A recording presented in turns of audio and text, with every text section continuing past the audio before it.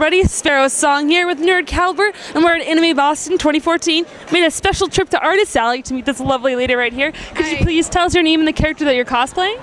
My name is Ashley Riot. I'm the staff artist here at Anime Boston, and I'm cosplaying AIKA from the game Skies of Arcadia, which is one of my all-time favorite games on the Dreamcast. Sounds awesome. So could you tell us a little bit about your costume process for it? Oh man, this was kind of involved in the sense that I patterned the dress out from scratch to be like one full piece. And it was a lot of, it's 4 panels sewn with darts in it side by side. So it was a lot of putting on, altering, putting on, altering. I cast the little triangles and then sewed them on each end of the dress. The wig has got some jewelry wire sewn into it, and then I braided the hair around the wig, which was pretty crazy walking outside in Boston right now because the wind is insane. And the glove was made from scratch too, and then this is like her little, she's a boomerang user, so it's her little fighting glove. Sweet. Made from pieces of leather, vinyl, little metal studs. All of it's made from scratch because it's one of those things where it's like just cartoony enough to not be able to find it in a store. You did a beautiful job. Thank you. You're welcome. So what made you want to cosplay her?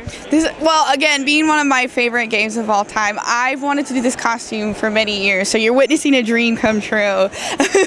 I actually have a friend in the Artist Alley who's dressed up as Vice today, and Vice and AIKA are one of my favorite game partners because they're like bros, and they're sky pirates. I mean, that's how cool is that? They're pirates, but they fly in the sky. It's true. It's like a nerd's dream. It's a combination of wanting to pay homage to one of my favorite games, really loving the game, really loving the characters, and the colors just speak to me because if you can tell by my art, I love bright colors, and this is bright yellow, bright blue, bright orange. That's great to hear.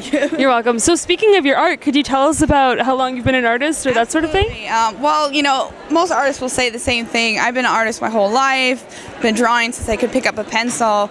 But I've been a professional artist for about 5 years. I make my living completely off my art. I don't have any other job. A lot of conventions I travel throughout the year.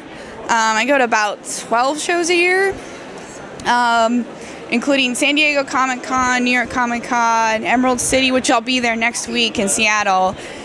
And then when convention season is off in the wintertime, I do a lot of animations, advertising, illustrations for magazines, whatever kind of odd jobs I can get.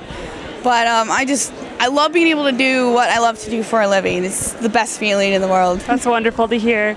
So do you have any advice for any other aspiring artists? Yes, always draw. You know, the worst comment I always hear when I'm working my booths at shows, oh, I'll never be able to draw like that. Oh, you're so good. I can't do that. Never, ever say that to yourself. If you really want to do it, just draw every single day. You will get better. The problem is people just don't stay consistent with it. They don't practice. They don't just draw from life. You know, draw people that you see, and that'll help influence your style, and then you can draw comic book characters or anime characters. But if you don't have that foundation, you'll just be lost. You'll just kind of draw kind of deformed, weird-looking things.